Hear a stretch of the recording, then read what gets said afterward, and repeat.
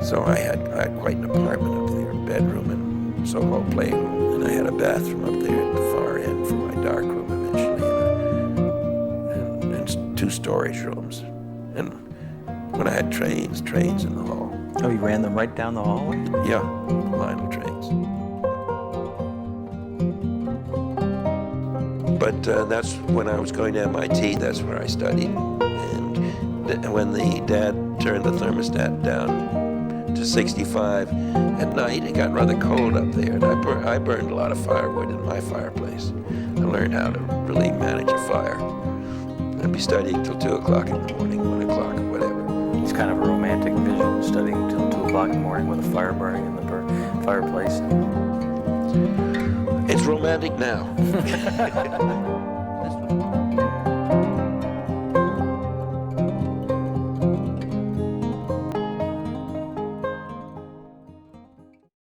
Welcome to our episode 3 of Life at the Endicott House. It was a wonderful introduction put through by our executive producer, Jenna McCullough. If you got to get a little video of Brad in there, and we're going to have some more of that. I do want to acknowledge a couple of people before we start. Amy Rodriguez and Joe Barisi, our production team that's worked with me on each one of these episodes thus far. And also thank Diane Tavishian and the folks at MyTac for coordinating this. We're very excited to be able to do this on the story of the house, and want to mention that we're going to have questions at the end, and I do encourage questions. We really like some questions on that, and also we are putting together a trivia contest where a group, an MIT group, would get a Zoom team building session for 10 people in the future. So we're excited about that. And with that being said, let's make our way upstairs and follow how the video worked. I'm going to point out a number of different things that are in the era of the family, as well as are under MIT's ownership, and some of the things that we had done over time in maintaining and expanding the house. The first piece I want to point out is this banister was added on to meet ADA compliance. And it's not as ornate as the original, but very sturdy and fits very much in. I also want to point out, we wanted to show our break station. This is prior to COVID-19 protocols, but just get a little flavor of how we would have adorned this space. This was actually the second floor landing, and the family had a wonderful portrait hanging on the wall here. And in our conversion, we were unable to keep the portrait and did some rearranging there to be more functional. I do want to point out, back in the 1980s, with the sprinkler system installation, the state required us to be able to provide a fire staircase, so to speak. And so the engineers at MIT went to work, created a wonderful staircase, which you're going to see a number of components of it. But this entranceway did not exist, this glass door. This door will close in the event that the fire alarm goes off. But I do want to point out all the work that was done by MIT to keep in extreme detail in maintaining the integrity of what we have versus what was originally put into the house. And now, one of the features you're going to see in the story here is closets. Many closets in the house. I think there was a TV show that was featured around closets, closets, closets, and they could have done the first show here, how intricate the closets were done in that period. And you see a shot of the closet with all of the cabinetry and shelving. And again, seasonal linens that would rotate through the closet in serving all of the rooms on the second floor, which the second floor had 3 suites for family members. And with that, we're going to start off with Mrs. Endicott Suite. There is a doorway here that has also been kept as part of the fire system. Mrs. Endicott had 3 walk-in closets that we use today. One of those was a walk-in cedar closet. I'm sure there's many people. I think we have on there a shot of it. Many of us would die for a walk-in cedar closet or a cedar closet at all. Now we're going to move our way into Mrs. Endicott's room. I do want to point out a very ornate marble mantle, and you're going to see all different mantles throughout the house. Every room had a fireplace. But I do want to share the wonderful view that Mrs. Endicott had. Again, above the area, if you were with us on the last episode, that was a space for afternoon tea. Unfortunately, we have a little rain out there today. We need the rain. But again, she has a wonderful view here. The design of this room was done about 30-something years ago. The wallpaper has held up quite a bit, very good over those years. But you can see that the features of this room really have carry the character. I do want to point out, and we're going to talk a little bit about the buzzers. Throughout this episode, we'll also talk. So Mrs. Endicott had the ability to call on the butler or the maid, whoever she wanted, and they would come and take care of any of her requests. As we move along, I want to show the draperies. I did mention this in the last episode, but I think it's very important to keep pointing out. We are required to meet the fire codes, very strict fire codes. We go with the California 141, which is the strictest fire code. So all of the materials here have all been treated, which limits some of the availability. When you use the fire coating, it does bleed out some of the colors. But our interior decorator, Cynthia Wells, that we worked with for 25 years before I even came here, really has a great eye and attention for the detail in maintaining the character of the house. Now we're moving through part of Mrs. Endicott's suite. She had her own private bath. And you also saw in the introduction, but I want to share with you in real time, the gown hangers for Mrs. Endicott to hang all her gowns. And there'll be others as we move through the house in some of the other rooms. But as you can see, 3 panels, cabinetry underneath. And as I move into the Mrs. Endicott's dressing room, it was used as a dressing room in that period. And again, some more cabinetry here. Point out how we use the room today. This room can be part of the bedroom suite and locked out to the Killian Suite, which we're going to get into next, or it can be locked out from the bedroom and part of the Killian Suite, or one whole complete space. But President Hockfield, during her tenure as president of MIT, used this Killian Suite for her senior management meetings, but really liked the fact that we had this private space where she could separate herself, check emails or send emails privately, or make phone calls. And a number of our external clients do that as well. And this couch does pull out, is functional as a sleep sofa. So we could have a suite where you'd have an adult and you could have maybe a children or 2. And some of our MIT clients over the years have used it that way. One of the little hidden secrets, which we're going to get into a number of secrets throughout the house, is this wonderful little cabinet that takes 3 times to open. I've tried this on our last, on all of our previews. This is a hidden closet or little cabinet alcove in here. You can see the piping going up.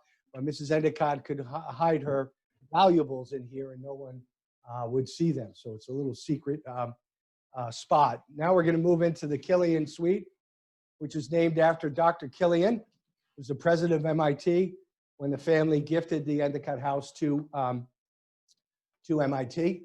Want to point out, you can see the wallpaper is matching through the suite. This table, for those that go way back at MIT, there was a building called Building 19, not the retail store, but a building on campus many, many years ago. that they would store a lot of furniture, fixtures, and equipment. And we went over there on a number of occasions, but this one occasion, this is actually a library table from the School of Engineering at some point that was in that building. And we took that and its sister, which we have in storage, and reclaimed this into a more modern look of a boardroom table, which we use today. I do want to point out again in this episode the audio-visual equipment that in conjunction with MIT AV in a partnership directed by John McDonald, we invested $250,000 in video equipment prior to the pandemic, which is going to really serve our needs quite well. I do want to show you the view that Mrs. Endicott had of the back of the backyard, which I showed a little bit out on the terrace last episode. But let Brad tell a little bit more about the family life. Were on the so-called second floor. You know, mother and dad each had their own sort of suites, which were connected. And as sort of, she had Mike Fitzgerald's job. She was running. She had really her boudoir, so-called, was really an office, because she had a staff of a kitchen and a assistant cook. And there was a laundress. On this floor was the butler, and either an assistant butler or a maid. There was a second floor maid and a third floor maid.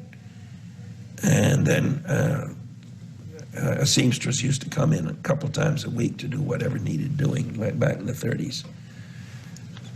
Then Dad had a chauffeur, and there was a second chauffeur handyman who really is maintenance man around the house. It was Mother's chauffeur, Edward.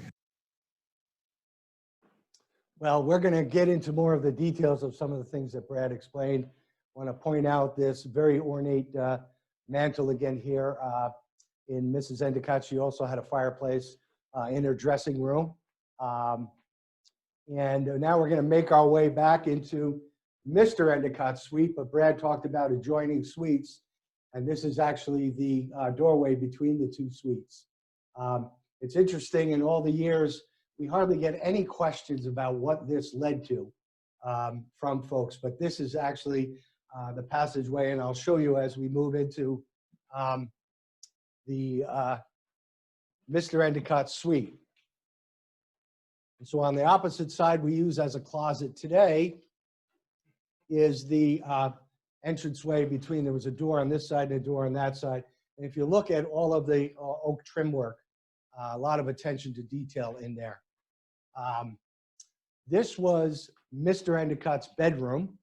And this mantle is a carved stone mantle. And as you can see, it's probably of German or Austrian origin, but very, very massive. And you can see with the wood trim work, we're now picking up some of the characteristics of the gun room, which was Mr. Endicott's den. And again, he carried that through here. And I'll give a little bit more detail when we get into the next room. When you look at this little alcove that was etched into the wall for a beautiful sculpture piece. But in the later part of Mr. Endicott's life, he converted to Catholicism. When he was sick with cancer, they had a beautiful silver crucifix set in this alcove. Mr. Endicott was bedridden. He had that in the room. We have actually a picture of that. It was actually a beautiful piece. Some more examples of our upgrade in AV technology. And now we're going to move into Mr. Endicott's sitting room. A little bit smaller, or quite smaller than Mrs. Endicott's, but again, he also had the den downstairs. So this is his sitting room.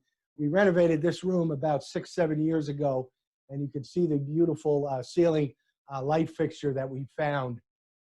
Very characteristic for the period and the house. And again, I just want to point that out as showing an example to detail.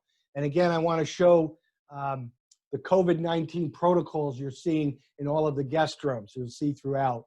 And that as we prepare to reopen in hopefully the near future on a very limited basis.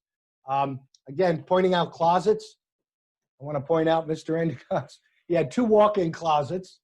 Not three like Mrs. Endicott, but quite a lot of detail.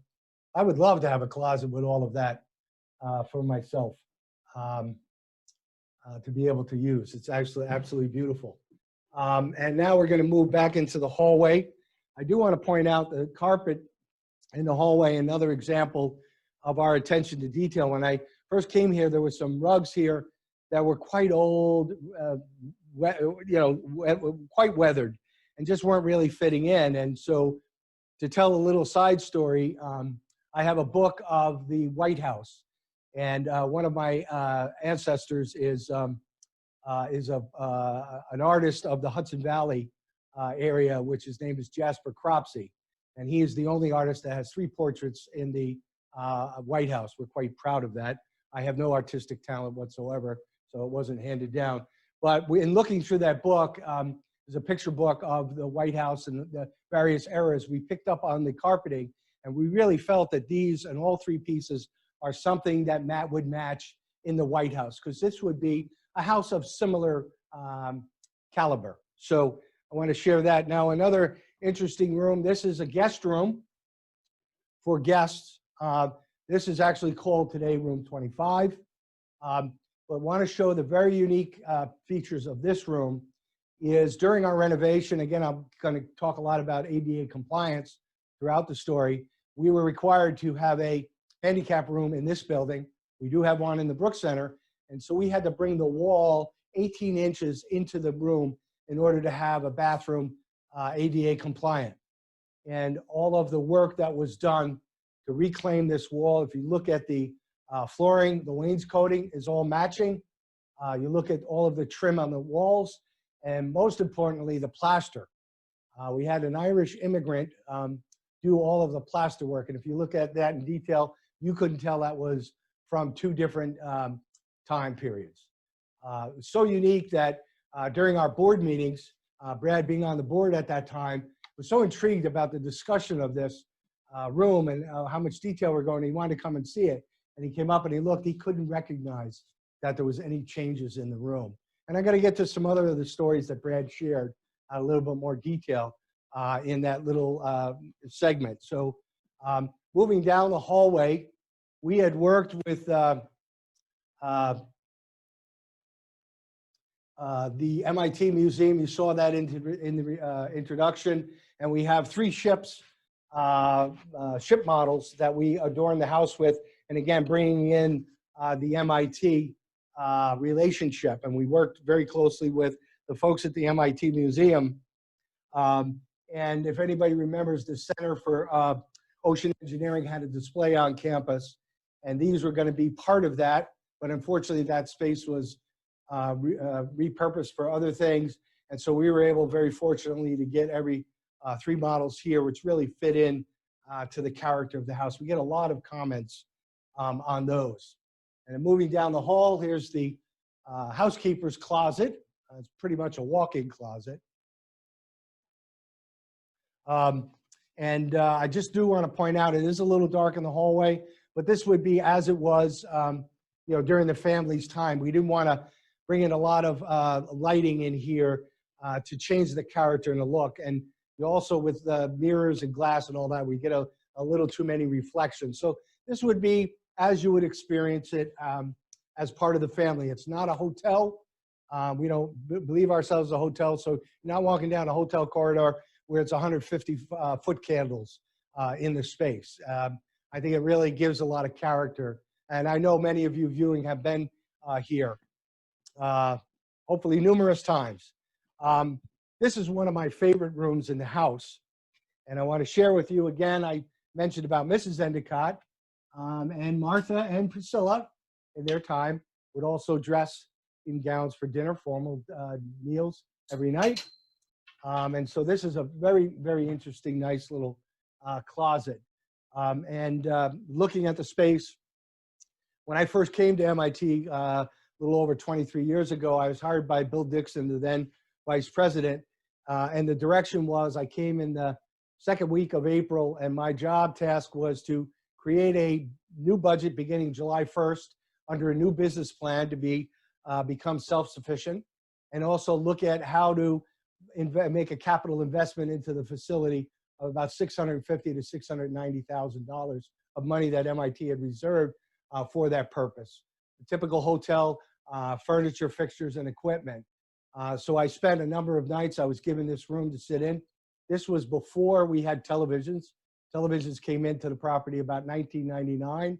And there was some controversy with some of the older faculty about bringing TVs in here. That's a story for another day.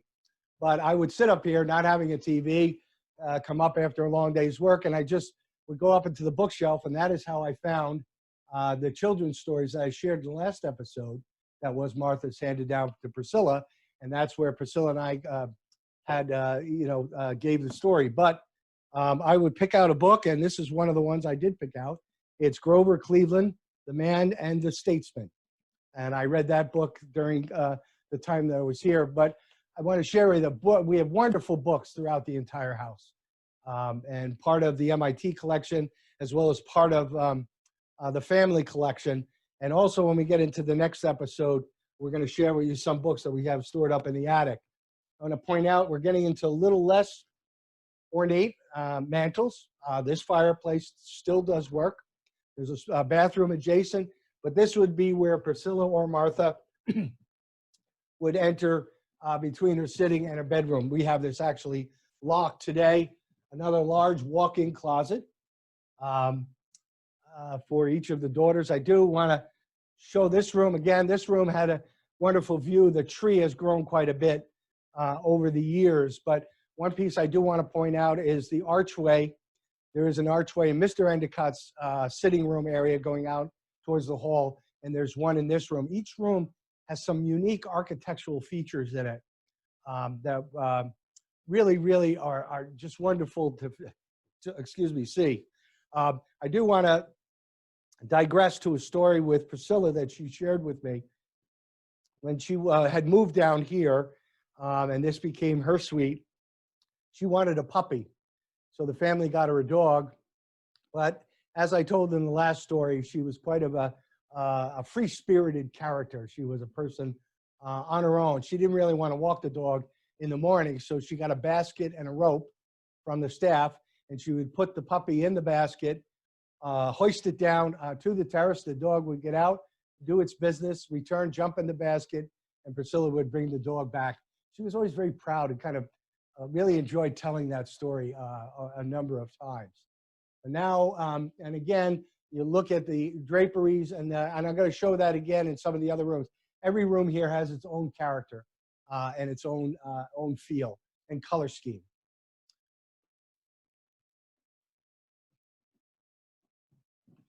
Now we're going to make our way across the hall to the #1 guest room for visitors, another closet for the staff.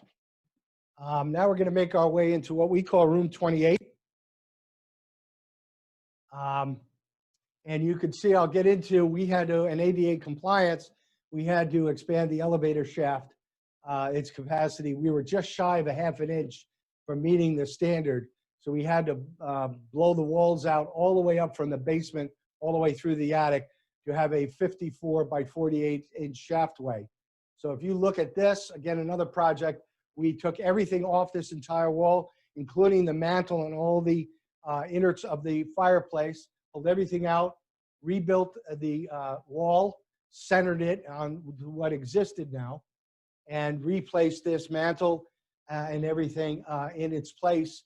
This is a non-functional fireplace because the chimney shaft had to be abandoned because as you get up into the attic space, the elevator encroached on that. But it's another project that we took. And if you look at, remember down the music room, we showed you the flat paneled wall. We had the same in this room.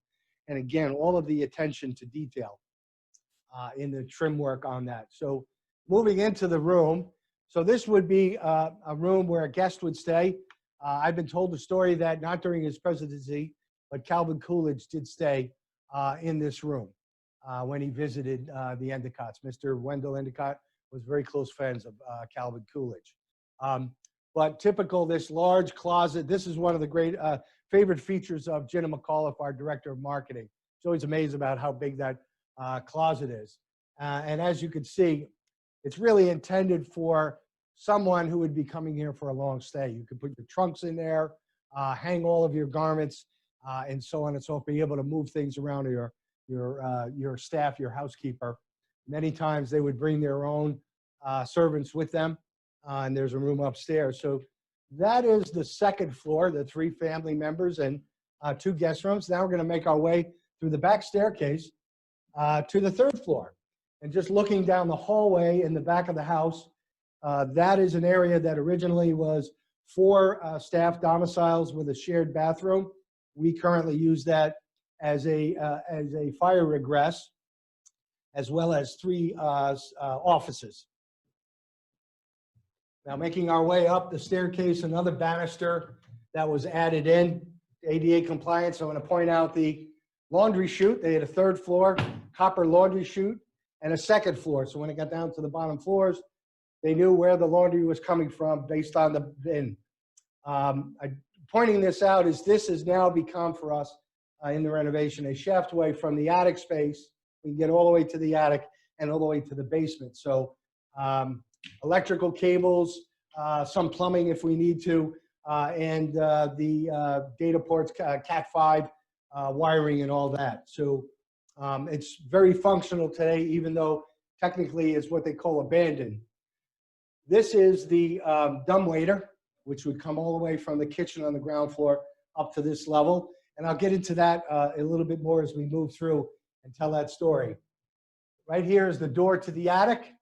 And I guess I'll get my plug-in, our first plug-in for the next episode. We're going to do a little bit more up in the attic and see some things up there, as well as the grounds and some of the back of the house spaces. Brad had mentioned about the sewing room. This was the sewing room and ironing room. And it had a closet and a storage area, which again, when we talk about the elevator behind the camera, moving it out, but this bathroom was not original to the house. So in reworking that was quite easier than some of the other spaces. What I want to point out is an absolutely beautiful room. We're moving up into the eaves of the roof line. And looking at the design of this room and looking at the wainscoting being so high up in the wall, and that putting wallpaper in a traditional sense would have really closed the room in. So our interior designer said, let's try the wallpaper below the wainscot. And again, it adds some character and it makes the room more spacious. And this is technically termed a reverse wallpaper setup. So, and again, pointing out the COVID-19 protocols. And as you can see, all of the rooms well painted. We still use in almost all of the areas oil-based paint, but that will be coming to an end sometime in the future. Now we're going to move into the 2nd floor and 3rd floor housekeeper space, as Brad described it. So this would be 2 domiciles with a shared bath. They each would have their own door to lock, but they also, this wooden transom that they could open up and be able to have airflow throughout the space. You have to remember, this was prior to central air conditioning. And I believe there's also, I apologize, excuse me. You're going to see a picture of a bell. There's a bell up on the wall. So when Mrs. Endicott or Mr. Endicott hit their button that we showed you, that bell would ring up here and the housekeeper would know it's time to go down and meet with Mrs. Endicott or Mr. Endicott or Brad or one in the family to see what they needed. Another little feature I want to point out that in all my years here, knowing the facility very intricately, you could see that there's outlets throughout the house was installed with electricity was common then. But there's this outlet halfway up the wall, and it always kind of drove me a little crazy. Why would that be up here? What would be in here and everything? Now I'll take you back to the dumbwaiter. So that dumbwaiter came all the way up to the 3rd floor, and there was a hot box placed here. So Brad told me the story because I asked him, what was that used for? He said, Mike, there was a hot box here. So when Mother and Dad were entertaining, and I was on my own, and Priscilla was on their own to have their meals, the cook would send the meals up the dumbwaiter, and they'd be placed into the hot box, and I could come out of my room anytime I wanted to and get my dinner and also other meals. So that was how that was put in. Again, another piece of intricate detail. Now we're going to make our way down the hallway, another large closet. Again, I want to point out one of the carpets, again, from one of the eras within the White House. And now we're going to move into Brad's suite when he talked about trains. So this is one half of Brad's suite. I think in a square footage, Brad's suite was about the same size or near close to his mother's suite. It was actually larger than his father's. But if you can imagine, there was a pass-through bathroom and a pass-through closet. And he talked about the trains. He told me stories. He had the trains going around in the 2 rooms, and he was so happy when Martha got married and Priscilla moved downstairs that he had his whole apartment up here. He had the run of the whole space. So he had trains going up and down the hallway as well. I do want to point out the fireplace here. There are matching fireplaces. We'll see that a little bit later in the bedroom side. But that is a tin shroud over the fireplace with a plaster covering on it.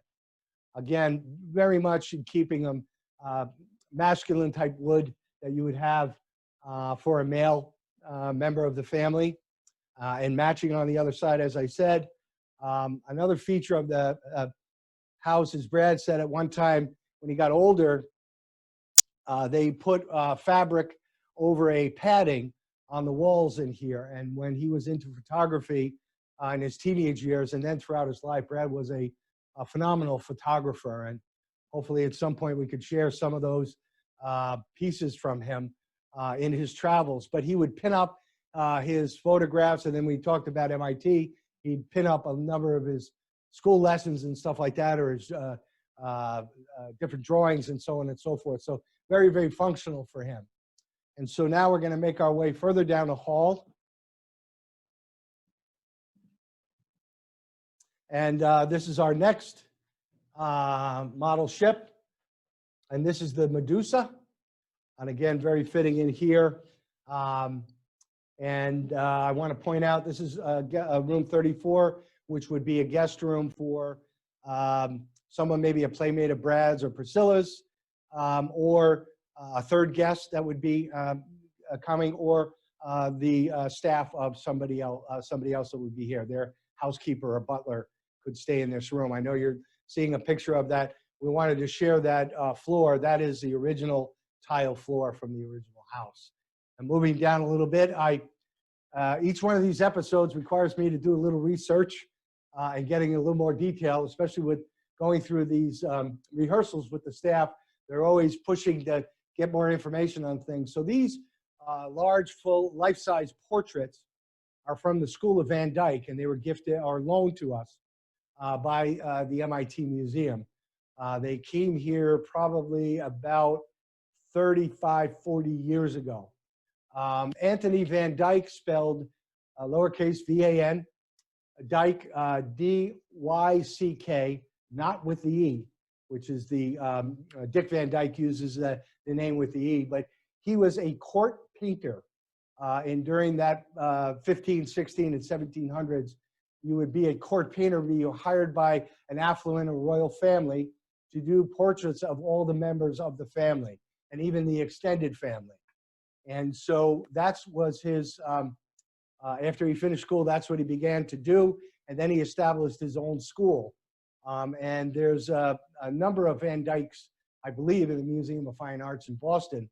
Another little interesting thing that I learned is the collar here and some of the other collars became known as the Van Dyke collar over a very, nice outer garment or a dress coat or something like that. And so ever since that period, it became the Van Dyke collar, and also that kind of V-shaped mustache with a beard is called the Van Dyke beard. So we all learned things all along the way, but I was very intrigued by that. It was quite a lot of fun. Now we're back up to the staircase where we came up to the landing, the staircase up above. I do want to point out the large North American moose. That was put here by Professor Smith at MIT many, many years ago, gifted to the house, and it was decided to hang it up here. And there was a number of people within the MIT community, both on the administrative side and the faculty side, that had great admiration for the house and wanted to help, and this is one of the ones that we have in the house. More importantly, I want to point out the ceiling, another plaster mold in the ceiling here, and then also point out the doorway at the staircase, which is not original to the house. Again, going back to the fire safety compliance. So these doors will close when the alarm goes off. But one of the challenges is we changed the airflow of the house when this was installed. So this ceiling is the most often painted space because we get a fair amount of heat and humidity in the summertime up into that, which peels the paint. And so now we're going to make our way into the second half of Brad's room. So this would be Brad's bedroom, and the opposite side. And I want to point out that in the construction and conversion, these two rooms are shower stall, the only shower stall rooms. There was not enough space to get a tub in on either side. But again, more of the wood trim on there. I do want to point out the mantle of the fireplace that matches. And on this side, you can see this is where Brad had his fires in his bedroom, because a beautiful hearth adorned with these metal dogs. And as Brad said, he became quite a fire maker, be able to heat his portion of the house. You can imagine the trains running around in the space. And again, the COVID-19 protocols here, as well as I didn't point out, I think earlier, about another interesting story about the headboards. So these headboards are all either double queen or two twins. And the reason for the two twins is because there are some groups that come here that will separate the beds and have two individuals using the space. So therefore, we need to be able to split the headboards. But one of the projects that I put on when I first came here was to put headboards in. And with all of our years and all of the other priorities, it kept always getting pushed back. But about 4 or 5 years ago, we were able to make that accomplishment. And every room has wonderful headboards that you've seen thus far. And I'll show you in the next room a couple of, one very, very nice one. And again, the closet up here, the interesting part about this closet is a cedar closet. And again, for all the linens upstairs, I believe they have a photograph of that in there. And again, cabinetry and shelving. And again, I'll emphasize again and again, closets, closets, closets. But now we're moving into what was Priscilla's suite. And I'll touch on a little pieces that Brad talked about. It was originally a doorway here into the suite, but when I came here, we removed it because it really was not functional for guests coming to stay with their luggage to go into the two separate rooms here. I do want to point out, this is our third model ship. This is the Atlantide, excuse me. And that's beautiful. It very fits in here very, very well. Now we're going to move into Priscilla's sitting room. And as you can see, the wonderful built-in closet. So you have both a closet on this side and the other half of the suite. This is, again, one of my favorite rooms. If you look, we'll talk about attention to detail. And again, a tuffet that is not very common, in many houses today.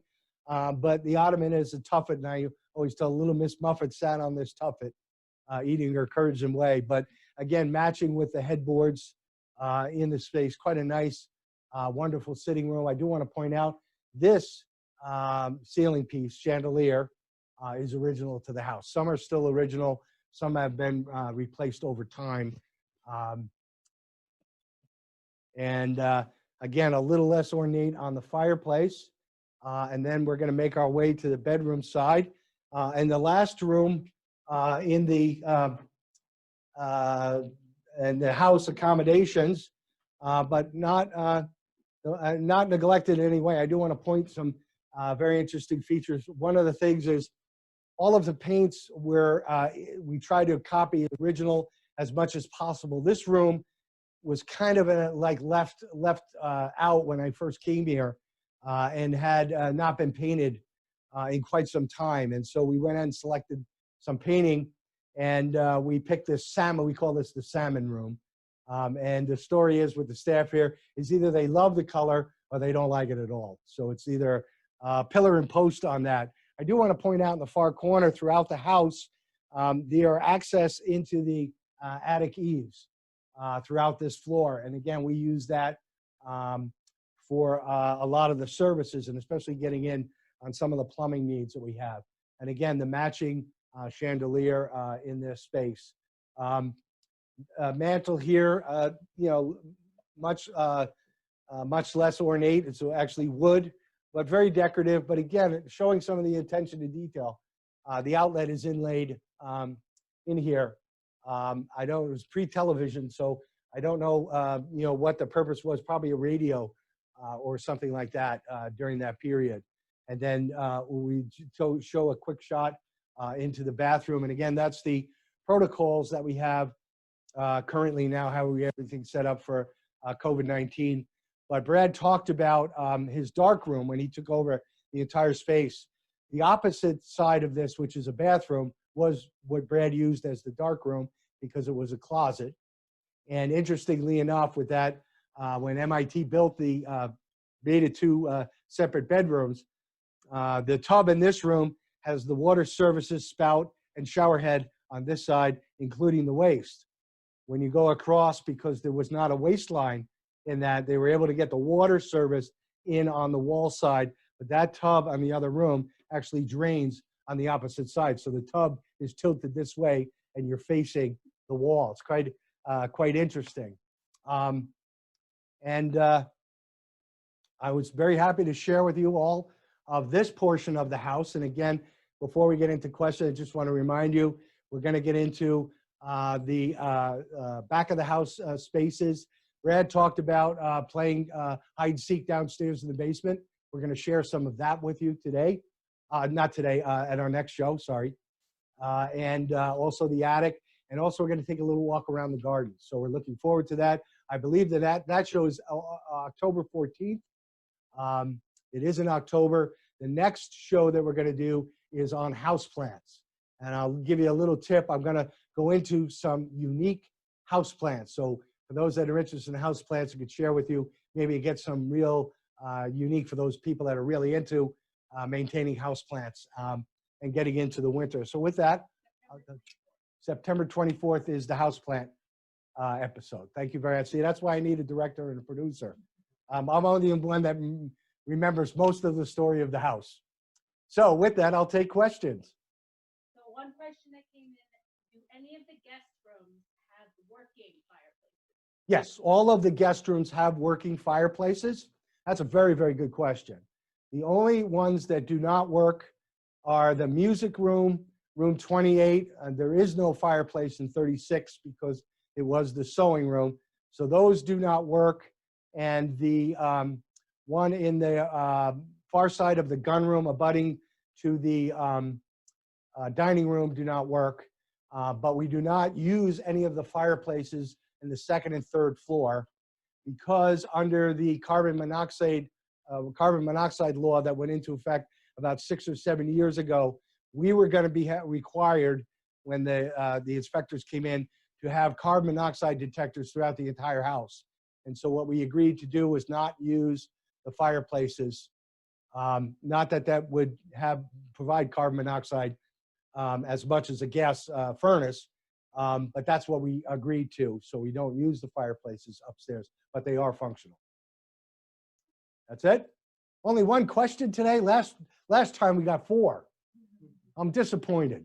Well, again, I'm very pleased to be able to share with you this episode number 3 of our 4-part series, and hopefully everybody will be back next time, and we'll see you on the 24th for the house plants, and then in October for the final episode of the house. Thank you.